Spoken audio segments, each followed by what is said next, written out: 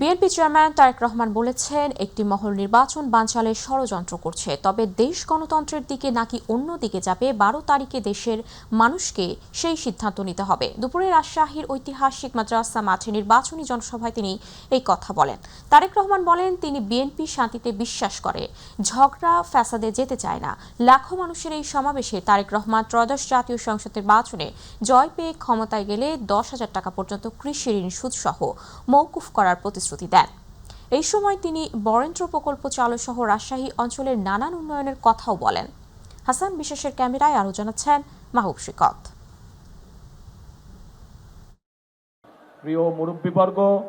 নওগাঁর এটিএম মাঠে নির্বাচনী সমাবেশে তারেক রহমান। তাদের এলাকার বিভিন্ন দাবি দাওয়া ২ দশক পরে এ জেলায় আসলেন তিনি, তাই স্বাভাবিকভাবেই নেতাকর্মীদের উচ্ছ্বাসে ধন্য হলেন বিএনপির চেয়ারম্যান। এই যে নওগাঁ জেলা প্রধান অতিথির বক্তব্যে চাইলেন ধানের শীষের প্রার্থীদের জন্য ভোট, তুলে ধরলেন আগামীর পরিকল্পনা। ভোট দিয়ে আপনারা আপনাদের প্রতিনিধিকে নির্বাচিত করবেন, যেই প্রতিনিধির মাধ্যমে আপনারা আপনাদের এলাকার সমস্যাগুলো সমাধান করবেন। এরকম মানুষই তো আপনারা চান, তাই না, যারা এলাকা দেখভাল করবে। সেই জন্যই আমরা দেখে শুনে বুঝে আমরা জয়পুরহাট থেকে 2 জন এবং নওগাঁ থেকে আমাদের দলের 6 জনকে আমরা নির্বাচিত করেছি, যাদেরকে এবার আমরা ধানের শীষের তুলে দিয়েছি। এই 8 ব্যক্তিকে আপনাদের সামনে আমরা দিয়েছি। এই 8 ব্যক্তিকে আপনারা 12 তারিখে নির্বাচন করবেন। 12 তারিখ পর্যন্ত আপনারা এদের সাথে থাকবেন। 12 তারিখে নির্বাচিত হলে ইনশাল্লাহ 13 তারিখ থেকে এরা আপনাদের সাথে থাকবে। 22 বছর পর তারেক রহমানের আগমন উপলক্ষে পার্শ্ববর্তী জেলার নাটোর এবং চাঁপাইনবাবগঞ্জ সহ বিভিন্ন উপজেলা থেকে শিক্ষানগরী রাজশাহীতে আসেন বিএনপির নেতাকর্মীরা। বিমানযোগে রাজশাহী পৌঁছেই বিএনপি চেয়ারম্যান প্রথমেই সহধর্মিনী জোবায়দা রহমানকে নিয়ে ছুটে যান আউলিয়া হযরত শাহ মাকদুম রহমতুল্লাহ আলাইহির সমাধি জিয়ারতে। দুপুর 2টোর দিকে জনসভা মঞ্চ নগরীর মাদ্রাসা মাঠে আসেন তারেক রহমান। অগণন মানুষ স্লোগান আর করতালির মাধ্যমে বরণ করে নেন তাদের নেতাকে। স্থানীয় নেতাদের সংক্ষিপ্ত বক্তব্যের পর প্রধান অতিথির বক্তব্যে নিষ্প্রাণ পদ্মা নদীকে নিয়ে মহাপরিকল্পনার কথা তুলে ধরেন তিনি। আমরা দেখেছি যে কিভাবে কতগুলো মেগা প্রকল্প করা হয়েছে এবং এই মেগা প্রকল্পের উদ্দেশ্যই ছিল মেগা দুর্নীতি। এই যে 5ই আগস্টে একটি পরিবর্তন হয়েছে, এই পরিবর্তনটি যেটি হয়েছে, এই পরিবর্তনটি হতে হবে জনগণের কাঙ্ক্ষিত পরিবর্তন। সরকার গঠন করতে পারলে জনমানুষের কল্যাণে শহীদ জিয়ার করা বরেন্দ্র প্রকল্প নিয়েও পরিকল্পনার কথা তুলে ধরেন বিএনপির শীর্ষ নেতা।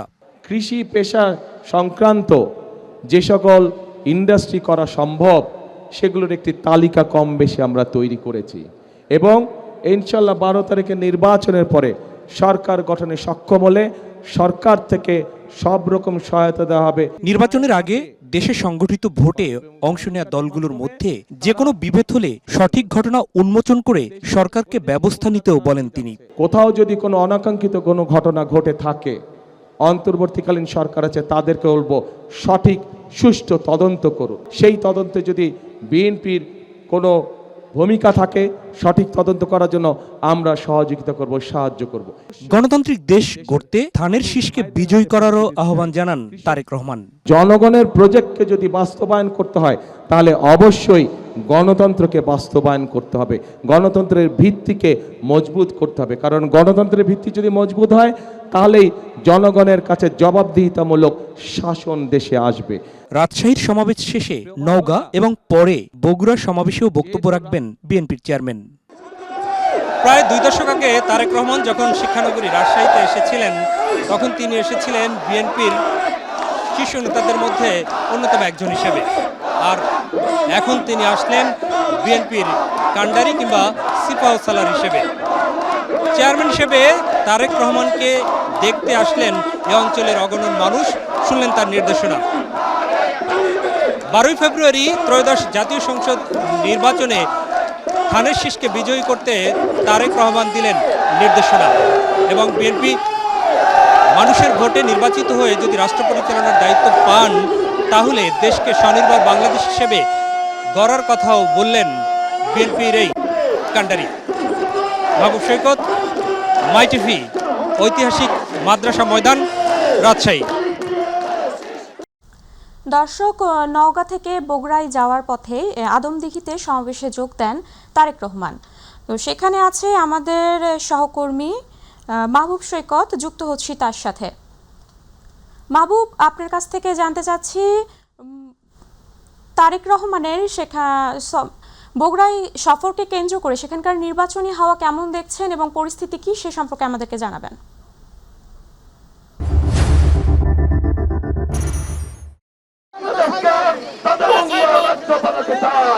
অনেক ধন্যবাদ। আসলে আমাদের দর্শক আপনারা জানেন যে আজকে এই যে রাজশাহী অঞ্চল, গোটা রাজশাহী অঞ্চলের যে সফরের আজকের একদিনে 3টি নির্বাচনী জনসভায় তারেক রহমান ভাষণ দিবেন, তার মধ্যে 2টি কিন্তু ইতিমধ্যে শেষ করেছেন। দুপুরে কিন্তু তিনি জানেন যে আলিয়া মাদ্রাসা মাঠ রাজশাহীর সেটি শেষ করেছেন, তারপরে নওগাঁর যে সমাবেশ সেটিও ইতিমধ্যে শেষ করে ফেলেছেন এবং এরপরে নিজ পিতৃভূমি যে পিতৃভূমিতে তিনি বগুড়ার উদ্দেশ্যে রওনা করেছেন ইতিমধ্যেই। এবং এই মুহূর্তে আমরা রয়েছি কিন্তু আদমদিঘি, সেই আদমদিঘিতে আপনারা দেখতে পাচ্ছেন। আমরা এই নওগাঁ থেকে বগুড়া আসার পথে পথে কিন্তু দেখেছি এরকম অগণন মানুষ, যে মানুষরা তারেক রহমানের আগমনের জন্য অপেক্ষায় আছেন। সমাবেশে হয়তো তারা যেতে পারেন নাই, কিন্তু তারা তাদের এলাকার সামনে এসে দাঁড়িয়েছেন। আমরা একটু এখানে একজন নারীর সাথে কথা বলবো। আপনি একটু সামনে আসেন। কখন থেকে অপেক্ষা করছেন তারেক রহমানের? আমরা সেই 3টা থেকে অপেক্ষা করতেছি। হ্যাঁ, শুধু এক নজর দেখার জন্য আমরা আসছি এখানে। তারেক রহমানকে দেখার জন্য আসছি আমরা। একজন কিশোরীকে দেখছি। তুমি একটু সামনে আসো। তুমি আসো সামনে আসো। তুমি এত কষ্ট করে ওয়েট করছো কেন? তারেক রহমানকে এক ফোঁটা দেখার জন্য এখানে এত কষ্ট করে আমি আসছি। আমরাও দেখে আসলে দেখতে পাচ্ছেন শুধু নারীরা নয়, শিশু, প্রবীণ, বৃদ্ধ, এখানে পুরোটা আমরা দেখেছি যে এখানে কয়েক কিলোমিটার যে রাস্তার দুপাশে, ঠিক রাস্তার এই পাশ এবং ওই পাশ দুপাশেই হচ্ছে আপনারা দেখতে পাচ্ছেন যে নারী পুরুষ নির্বিশেষে আপনারা দেখতে পাচ্ছেন যে তারা এখানে তারেক রহমানের জন্য অপেক্ষা করছেন। তারা বলছেন যে তারেক রহমানের পিতা, স্বাধীনতার ঘোষক শহীদ জিয়াউর রহমান, তিনি হচ্ছেন বাংলাদেশের সাবেক রাষ্ট্রপতি জিয়াউর রহমানের তার নিজ ভূমি এই বগুড়া। এই বগুড়ার মানুষের স্বাভাবিকভাবে তারেক রহমানের প্রতি অনেক টান রয়েছে। তো সেখান থেকেই আমরা একজনের সাথে একটু কথা বলছি। সমাবেশে কি যেতে পারছেন না, এই জন্য এখানে দাঁড়িয়েছেন? হ্যাঁ, কি চাচ্ছেন তারেক রহমানের কাছ থেকে? কি চাচ্ছেন? তারেক রহমানের চাচ্ছি আমরা ওর বাবের মতো জানি এরকম দেশটা চালাই, এটা আমাদের সবচেয়ে বড় উদ্যোগী এবং আশা। হ্যাঁ, আপনি কি চাচ্ছেন বিএনপি ক্ষমতায় গেলে আপনার চাওয়া কি? জি বুঝিনি। বিএনপি যদি রাষ্ট্র পরিচালনায় ক্ষমতায় যায় এবার, তাহলে তারেক রহমানের কাছে কি চাওয়া? শান্তির লক্ষ্য। উনি ছাড়া কোনো বুদ্ধি নাই বাংলাদেশে। দেশটা নষ্ট হয়ে যাবে জনগণের। এখানে আসলে দেখতে পাচ্ছেন যে অগণন মানুষ, কয়েক কিলোমিটার ব্যাপী প্রত্যেক মানুষের কিন্তু দাঁড়িয়ে আছে। তারা তাদের সন্তান তারেক রহমান, তাকে এক নজর দেখার জন্য তিনি দাঁড়িয়ে আছেন। আমরা একজন মুরব্বী এখানে দেখছি, বয়োবৃদ্ধ, প্রবীণ।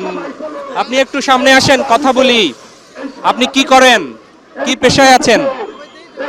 রাজমিস্ত্রির কাজ করি, কৃষি কাজ করি আর কি। কৃষি কাজ করেন। তো এবার ভোটের কি অবস্থা, কি দেখছেন, কেন দাঁড়িয়ে আছেন?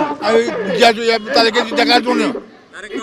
জি, মানে এর আগে তো দেখেছেন নাকি? কতদিন আগে দেখছেন? না দেখেনি, ওই ছবি দেখে দিচ্ছি আর কি। জি, এখানে তো উনি নামবেন না, তো একটু দেখবো আর কি, দেখবো না। জি, দেখার জন্য একটু গাড়ির মধ্য দিয়েই দেখবেন। জি, পাবো আর কি। জি, এইখানে আরেকজন আমরা একটু কথা বলবো। জি জি বলেন। আমাকে বগুড়া জেলা তারেক জিয়া আদমদিঘি আমাকে এমপি তালুকদার, ইনি খুবই ভালো লোক। হ্যাঁ, আমাকে তারেক জিয়া তাও ভালো লোক। দেশ ভোট যত তাড়াতাড়ি হয় সুস্থভাবে তত দেশের আসলে শুনলেন যে তাদের কথা, প্রত্যেকে চাচ্ছেন যে দেশে দ্রুত একটি নির্বাচন চাচ্ছে। সেজন্য আমরা আরো কিছু এখানের কথা শোনার চেষ্টা করব। আর একজনের কাছ থেকে। এখানে একজন তরুণ, আপনি কি বিএনপি করেন? আমি সাধারণ। হ্যাঁ, তো আপনি সমাবেশে কি যাননি কেন? আমি হচ্ছে ব্যবসা করি তো যেতে পারিনি, সাধারণ লোক। আমরা আদমদিঘি এখানে তারেক রহমানকে দেখার জন্য আমরা উপস্থিত হয়েছেন। তিনি আমাদের বগুড়া জেলার সন্তান, ঘরের সন্তান, ঘরের মাঠে ফিরে এসেছে, তার জন্য দেখার জন্য আমরা এখানে উপস্থিত হয়েছি। এবং বগুড়া জেলায় যদি বিএনপি ক্ষমতায় যায়, সারা বাংলাদেশে ব্যাপক উন্নয়ন হবে। সারা বাংলাদেশ ব্যবসা এবং শিক্ষা সব কিছুর প্রতিফলন ঘটবে। এর জন্য আমরা তাকে দেখার জন্য এখানে উপস্থিত হয়েছেন। অনেক ধন্যবাদ। আমরা আরেকজন এখানে আপনার সাথে একটু কথা বলি। সেটি হচ্ছে যে এখানে নিশ্চয়ই দুটি ভোটের দিন তো দুটি ভোট হবে, তাই না? এই বিষয়গুলো সম্পর্কে আপনারা কতটুকু কি চিন্তা করেছেন? আলহামদুলিল্লাহ, আসসালামু আলাইকুম রহমতুল্লাহি ওয়া বারাকাতুহু। সকল ভাই ও মা বোনদেরকে জানাতে চাই যে বাংলাদেশের প্রত্যেকটা কেন্দ্রে যেন সঠিকভাবে সুস্থ স্বাধীন বাংলাদেশের স্বাধীন নাগরিক হিসাবে যেন সুস্থভাবে ভোট দিতে পারে, এই আশাই কামনা করি আমি সর্বশেষ। না, এবার তো প্রতীক ছাড়াও তো গণভোট হবে, তা তো জানেন। গণভোট নিয়ে আপনাদের চিন্তা কি? গণভোট নিয়ে আমাদের চিন্তা বাকি, ইনশাল্লাহ দেশ নেত্রী। আপনি বলতে চাচ্ছেন হাত ভোট দেব। জি,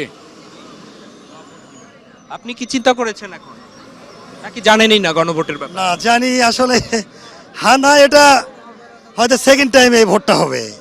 না, এটি সেকেন্ড টাইমে হবে না, আপনাকে আরেকটু সচেতন হতে হবে। একই সাথে দুটো ভোট হবে। আপনারা দেখছেন প্রিয় দর্শক, সেটি হচ্ছে যে তারা বলছেন, এখানে যারা উপস্থিত প্রত্যেকেই বলছেন যে তারেক রহমান হচ্ছে এই বগুড়ার ছেলে। ভাই, আমি অন্যদেরকেও একটু দেখাই, আপনি একটু পাশে দাঁড়ান। আপনারা দেখতে পাচ্ছেন যে কৃষক, শ্রমিক, মেহনতি জনতা এখানে উপস্থিত হয়েছেন, গৃহিণী, ব্যবসায়ী সবাই উপস্থিত হয়েছেন, এমনকি ছোট ছোট শিশু, কিশোর। আমরা একজন কিশোরের সাথে একটু কথা বলি। আপনি কি করেন? স্টুডেন্ট? জি, স্টুডেন্ট, আমি পলিটেকনিকে পড়ি। পলিটেকনিকে পড়েন। আগামীতে গণতান্ত্রিক সরকার আসলে বা আপনি কি তাহলে আপনার কি প্রত্যাশা সেই সরকারের কাছে? ভালো প্রত্যাশা, যাতে দেশের সব কিছুতে উন্নতি করতে পারে এবং দেশকে আরো এগিয়ে নিয়ে যেতে পারে। একজন মুরব্বীকে দেখছি, আপনি একটু সামনে আসেন।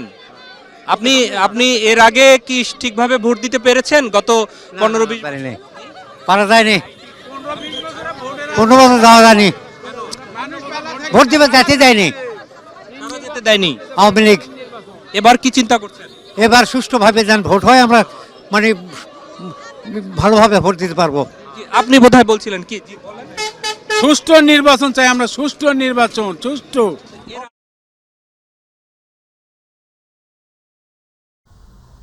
মাহবুব, আপনাকে ধন্যবাদ। দর্শক, বগুড়ার আদমদীঘি থেকে আমাদের সাথে সরাসরি যুক্ত ছিলেন আমাদের সহকর্মী মাহবুব সৈকত। জানাচ্ছিলেন তারেক রহমানের সফরকে ঘিরে সেখানকার সর্বশেষ খবরাখবর। চলে যাচ্ছে পরবর্তী সংবাদে। দীর্ঘ 22 বছর পর উত্তরাঞ্চলে সফরে আসছেন বিএনপি চেয়ারম্যান তারেক রহমান। আগামীকাল বিকেলে জুলাই গণ অভ্যুত্থানে প্রথম শহীদ আবু সাঈদের কবর জিয়ারত শেষে রংপুর কালেক্টরেট ঈদগাহ মাঠে নির্বাচনী জনসভায় যোগ দেবেন তারেক রহমান। এই সফরকে ঘিরে নেতাকর্মীদের মধ্যে যেমন উচ্ছ্বাস দেখা দিয়েছে, তেমনি শহীদ পরিবারের পক্ষ থেকেও উঠে আসছে ন্যায় বিচারের প্রত্যাশা। রংপুর থেকে মাহমুদুল হাসানের রিপোর্টে বিস্তারিত। ত্রয়োদশ জাতীয় সংসদ নির্বাচনকে সামনে রেখে ছোট বড় সব দলের প্রার্থীরা ব্যস্ত সময় পার করছেন প্রচারণায়। জামাতে ইসলামীর আমিরের পর এবার রংপুরে আসছেন বিএনপির চেয়ারম্যান তারেক রহমান। আজ রাজশাহী ও বগুড়ায় জনসভায় যোগদান শেষে কাল ৩০ জানুয়ারি বিকেলে জুলাই গণঅভ্যুত্থানে শহীদ আবু সাঈদের কবর জিয়ারত করবেন তিনি। পরে রংপুর কালেক্টরেট ঈদগাহ মাঠে জনসভায় যোগ দেবেন তারেক রহমান। এই সফরকে ঘিরে উত্তরাঞ্চলের বিএনপি নেতাকর্মীদের মধ্যে ফিরে এসেছে নতুন উদ্দীপনা। পীরগঞ্জের আপামর মানুষ পীরগঞ্জকে উজ্জীবিত, তারা তারেক রহমানকে এক নজর দেখার জন্য তারা মুখিয়ে আছে। ইনশাআল্লাহ আগামী দিনে তারেক রহমান আসবেন এবং সবাই তাকে আমরা বরণ করে নেব এবং এখানকার যে জনগণ আছে, জনগণ অধীর আগ্রহ আছে। নেতাকর্মীরা বলছেন, দীর্ঘদিন পর দলের চেয়ারম্যানকে কাছে পাওয়ার সুযোগে তারা উজ্জীবিত। তারেক রহমানের এই সফর নেতাকর্মীদের জন্য বড়ই অনুপ্রেরণার। পীরগঞ্জের মাটি, ধানের শীষের ঘাটি, আগামী দিনে রহমানের সিট। দলের শীর্ষ এই নেতাকে বরণ করতে ইতিমধ্যে দলের পক্ষ থেকে সব ধরনের প্রস্তুতির কথা জানিয়েছেন জেলার শীর্ষ এই নেতা।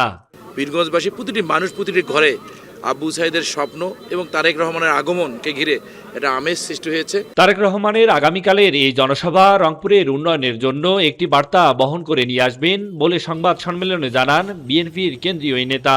আগামীকালের এই জনসভা রংপুরের উন্নয়নের জন্য একটি বার্তা বহন করে নিয়ে আসবে। রংপুর যেহেতু সবসময় বৈষম্য শিকার হয়েছে, উন্নয়ন বঞ্চিত হয়েছি, আমরা আশা করছি যে এইবারের জনসভার মধ্য দিয়ে আগামী নির্বাচনে এই বিএনপির নেতৃত্বে রংপুরের এই বৈষম্য কেটে যাবে। শুধু নেতাকর্মীরাই নন, শহীদ আবু সাইদের পরিবারও তাকিয়ে আছে এই সফরের দিকে। পরিবারের সদস্যরা বলছেন, বিএনপি আগামীতে রাষ্ট্র ক্ষমতায় গেলে জুলাই গণঅভ্যুত্থানে সংঘটিত সকল হত্যাকাণ্ডের বিচার নিশ্চিত করার দাবিও জানানো হবে বিএনপির শীর্ষ এই নেতৃত্বের কাছে। জুলাই গণঅভ্যুত্থানে যারা শহীদ হয়েছেন, শহীদদের হত্যার বিচারের জন্য দ্রুত করা হয়, আর একটা বৈষম্যহীন একটা বাংলাদেশ আমরা দেখতে চাই। আল্লাহ যদি তাহলে শহীদ আবু সাইদ সহ এই জুলাই গণঅভ্যুত্থানে যে সকল শহীদ প্রাণ দিয়েছেন প্রত্যেকটা শহীদের হত্যার বিচারের দাবি করবেন জনাব তারেক রহমানের কাছে। এমনটাই দাবি শহীদ আবু সাইদের মার। মাহমুদুল হাসান, মাই টিভি, রংপুর। জাতীয় সংসদ নির্বাচনের মাধ্যমে 13 ফেব্রুয়ারি থেকে বাংলাদেশের চিত্র পাল্টে যাবে বলেও মন্তব্য করেছেন জামাত আমির ডক্টর শফিকুর রহমান। শেরপুরে বিএনপির হামলায় জামাত নেতা নিহতের ঘটনায় হুঁশিয়ারি দিয়ে তিনি বলেন, গায়ের জোরে কিছু করা যাবে না। এছাড়া দেশ জামাতের হাতে আসলে কোনো চাঁদাবাজের অস্তিত্ব থাকবে না। রাজধানীতে পৃথক নির্বাচনী সমাবেশে তিনি এসব কথা বলেন। ইলিয়াস মাতবরের প্রতিবেদন। রাজধানীর মিরপুর 1-এ ওয়াকআফ উচ্চ বিদ্যালয়ে ঢাকা 14 আসনে জামাতের নির্বাচনী এই জনসমাবেশ। সমাবেশে প্রধান অতিথির বক্তব্য দেন জামাত আমির ডাক্তার শফিকুর রহমান। দেশ জামাতের হাতে আসলে কোনো চাঁদাবাজি থাকবে না বলে জানান জামাত আমির। আমাদের মায়ের জাতির মর্যাদা এবং নিরাপত্তা ইনশাআল্লাহ শতভাগ আমরা নিশ্চিত করব। এই ব্যাপারে কারো সাথে আপোষ করব না। আমরা চাই তাদের প্রত্যেকের হাতে হালাল রুজি করার জন্য মর্যাদার কাজ তুলে দিতে চাই। আমাদের যুবকরা যুবতীরা গর্ব করে বলবে, আমি বাংলাদেশ, এটি আমার প্রিয় বাংলাদেশ। এই বাংলাদেশকে দিতে চাই, নিতে চাই না। হ্যাঁ, রাষ্ট্রের যা দেওয়ার তা রাষ্ট্র দিতে বাধ্য থাকবে, কিন্তু সেটা মর্যাদার সাথে ইনশাআল্লাহ। আমরা সেই শিক্ষা, সেই দক্ষতা, সেই প্রশিক্ষণ, সেই কাজ ইনশাআল্লাহ যুব সমাজের হাতে তুলে দেব। এর আগে দুপুরে রাজধানীর কারণ বাজারে ঢাকা 12 আসনে 11 দলীয় নির্বাচনী ঐক্যের প্রার্থী সাইফুল আলম খানের নির্বাচনী জনসভায় বক্তব্য দেন ডাক্তার শফিকুর রহমান। এ সময় তিনি শেরপুরে দলীয় নেতা নিহতের বিষয় নিয়েও কথা বলেন। একটা দ্রব্যের মূল্য প্রান্তিক চাষি থেকে ঢাকায় আসতে পর্যন্ত ডাবল হতে পারে, 4 গুণ হয় কিভাবে? তা তো কোনোভাবেই মেনে নেওয়া যায় না। এখানে সকলেই ক্ষতিগ্রস্ত। কৃষক ক্ষতিগ্রস্ত, পরিবহন মালিক ক্ষতিগ্রস্ত, যারা হোলসেল ব্যবসা করেন তারা ক্ষতিগ্রস্ত, যারা রিটেল ব্যবসা করেন তারাও ক্ষতিগ্রস্ত। মূল কারণ চাঁদা। 5 তারিখ যে যুব সমাজ জেগে উঠেছিল তারা অতন্দ্রী প্রহরীর মতো আছে। সেই যুব সমাজ জগদ্দল পাথরকে সরাতে পেরেছে। এই যুব সমাজ নতুন পোশাক পরে ফেসিবাদের চরিত্র নিয়ে কেউ আসলে তাদেরকেও ছাড় দেবে না। প্রতিটা মানুষের জন্য মানবিক বাংলাদেশে স্বাস্থ্য সেবা নিশ্চিত করা হবে বলেও জানান জামাত আমির। এই যে চাঁদা হয়। ইলিয়াস মাতবর, মাই টিভি, ঢাকা। শেরপুরে বিএনপি ও জামাতের মধ্যে রক্তক্ষয়ী সংঘর্ষ এবং জামাত নেতার মৃত্যুর ঘটনায় ইউএনএ ও ওসিকে প্রত্যাহার করেছে নির্বাচন কমিশন। এই ঘটনায় অভিযুক্তদের দ্রুত গ্রেপ্তারের নির্দেশ দিয়েছে সরকার। এদিকে শেরপুর 3 আসনের জামাত প্রার্থী নুরুজ্জামান বাদলকে হত্যার উদ্দেশ্যে এই ঘটনা হয়েছে দাবি করেছে জামায়াত। আর বিএনপি বলছে নির্বাচনের পরিবেশ বাধাগ্রস্ত করতে জামাতের নেতাকর্মীরা পূর্ব প্রস্তুতি নিয়ে আগেই সেখানে লাঠিসোঁটা জড়ো করেছিল। বিস্তারিত জানাচ্ছেন তামান্না সাদিকা। শেরপুরে জিনাইগাতি উপজেলা পরিষদ মাঠে উপজেলা প্রশাসনের উদ্যোগে আয়োজিত অনুষ্ঠানে চেয়ারে বসা নিয়ে জামাতের নেতাকর্মীদের সাথে বিএনপির নেতাকর্মীদের বাকবিতণ্ডা থেকে চেয়ার ছোড়াছুড়ি শুরু হয়। এ ঘটনায় প্রাণ হারান শ্রীবর্দী উপজেলা জামাতের সেক্রেটারি রিজাউল করিম। আহত হন অন্তত 30 জন। শেরপুরের ঘটনায় ইউএনও এবং ওসিকে প্রত্যাহারের কথা জানিয়েছেন নির্বাচন কমিশন। এর আগে সকালে রাজধানীর মগবাজারে জামাতের কেন্দ্রীয় কার্যালয়ে সংবাদ সম্মেলনে দলটির সহকারী সেক্রেটারি এহসানুল মাহবুব জুবায়ের বলেন, বিএনপি নেতাকর্মীরা লাঠি এবং দেশীয় অস্ত্র নিয়ে তাদের উপর ঝাঁপিয়ে পড়ে। তাদের প্রতিরোধ করতে গেলে ধাওয়া পাল্টা দেওয়া শুরু হয়। এক পর্যায়ে জামাত নেতাকর্মীরা ছত্রভঙ্গের উত্তর পশ্চিম দিকে রাস্তা এবং উত্তরের স্টেডিয়ামের দিকে তারা চলে যান। পেছনে পড়ে যান জামাতের শ্রীবর্দী উপজেলা সেক্রেটারি রেজাউল করিম। তাকে তখন একা পেয়ে কুপিয়ে আহত করে রেখে যায় বিএনপির কর্মীরা। এক পর্যায়ে তাকে ময়মনসিংহ মেডিকেল কলেজে নেওয়ার পথে তিনি রাস্তায় শাহাদত বরণ করেন। এই সংঘর্ষের ঘটনায় জামাত এবং 11 দলীয় জোটের পক্ষ থেকে প্রায় 150 নেতাকর্মী আহত হয়েছেন। শেরপুর 3 আসনে ঘটে যাওয়া অপ্রত্যাশিত ঘটনা পুলিশ ও গোটা প্রশাসনের ভূমিকাকে প্রশ্নবিদ্ধ করেছে। আমরা অবিলম্বে শহীদ রেজাউল করিমের হত্যার সুষ্ঠু তদন্তের মাধ্যমে দোষীদের গ্রেফতার করে সর্বোচ্চ শাস্তির আওতায় নিয়ে আসার দাবি জানাচ্ছি। এ ধরনের ঘটনা কোনোভাবেই কাম্য নয় বলে মন্তব্য করেছে বিএনপির নির্বাচনী পরিচালনার কমিটির মুখপাত্র ও দলের চেয়ারম্যানের উপদেষ্টা মাহদি আমিন। শেরপুরে স্থানীয় প্রশাসনের আয়োজনে সব প্রার্থীদের অংশগ্রহণে কিন্তু গতকাল নির্বাচনী ইশতেহার ঘোষণার একটা অনুষ্ঠান ছিল। জামাত ইসলামের নেতৃবৃন্দ সেখানে সব আসন তথা চেয়ারগুলো আগে থেকে দখল করে রেখেছিলেন। প্রশাসন বারবার আহ্বান জানানোর পরও তারা কিন্তু সেই চেয়ারগুলো ছাড়তে অস্বীকৃতি জানিয়েছিলেন। চেয়ারে বসার মতন খুব তুচ্ছ একটা ঘটনাকে কেন্দ্র করে শেরপুরে যে সহিংসতা এবং সংঘাত আমরা দেখেছি সেটি কোনোভাবেই কাম্য নয়। এ ঘটনায় অন্তর্বর্তীকালীন সরকার গভীর উদ্বেগ প্রকাশ করেছেন। সরকার বলেছে সহিংসতায় প্রাণহানি সম্পূর্ণ অগ্রহণযোগ্য ও অত্যন্ত দুঃখজনক। এ ঘটনায় দায়ীদের দ্রুত গ্রেফতারেরও নির্দেশ দিয়েছে সরকার। তামান্না সাদিকা, মাই টিভি নিউজ ডেস্ক। শেরপুরে রাজনৈতিক সহিংসতায় জামাত নেতা নিহত হওয়ার প্রকৃত অপরাধীদের চিহ্নিত করে দ্রুত ব্যবস্থা গ্রহণ করা হবে বলে জানিয়েছেন প্রধান উপদেষ্টার উপপ্রেস সচিব আজাদ আবুল কালাম। আর এখনো পর্যন্ত দেশের রাজনৈতিক দলগুলো সহিষ্ণু আচরণ করছে বলে মন্তব্য করেছেন প্রধান উপদেষ্টার প্রেস উইং শফিকুল আলম। রাজধানীর ফরেন সার্ভিস একাডেমিতে এক প্রেস ব্রিফিংয়ে তারা এসব কথা বলেন। যৌন হয়রানি প্রতিরোধ অধ্যাদেশ 2026-এর এটা আজকে খসড়া এবং চূড়ান্ত অনুমোদনের জন্য ছিল, এটা নীতিগত অনুমোদন হয়েছে। নির্দেশ দেওয়া হয়েছে যে তাৎক্ষণিকভাবে ব্যবস্থা গ্রহণ করার জন্য, ঘটনা তদন্ত করে যারা এই ঘটনায় দায়ী তাদেরকে চিহ্নিত করে যত দ্রুত সম্ভব তাদেরকে গ্রেপ্তার করা যায়। রাজধানীর কল্যাণপুরে জাহাজবাড়িতে কথিত জঙ্গি নাটক সাজিয়ে 9 তরুণকে হত্যার ঘটনায় দায়ের করা মানবতাবিরোধী অপরাধের মামলায় সাবেক প্রধানমন্ত্রী শেখ হাসিনা ও সাবেক স্বরাষ্ট্রমন্ত্রী সহ 5 জনের বিরুদ্ধে গ্রেপ্তারি পরোয়ানা জারি করেছেন আন্তর্জাতিক অপরাধ ট্রাইব্যুনাল। সেই সঙ্গে এই মামলার অভিযোগ গঠনের শুনানি 8 ফেব্রুয়ারি ধার্য করা হয়। দুপুরে আন্তর্জাতিক অপরাধ ট্রাইব্যুনাল 1-এর বিচার এই আদেশ দেন। এদিন সকালে ট্রাইব্যুনালে এই মামলার অভিযোগ দাখিল করেন প্রসিকিউশন। সাবেক আইজিপি শহীদুল হক, সাবেক ডেম্পি কমিশনার আসাদুজ্জামান, সাবেক এসপি প্রধান মনিরুল ইসলাম, ডেম্পের মিরপুর বিভাগের সাবেক উপকমিশনার জসিমউদ্দিন মোল্লা সহ মামলায় আরও 6 আসামি রয়েছেন।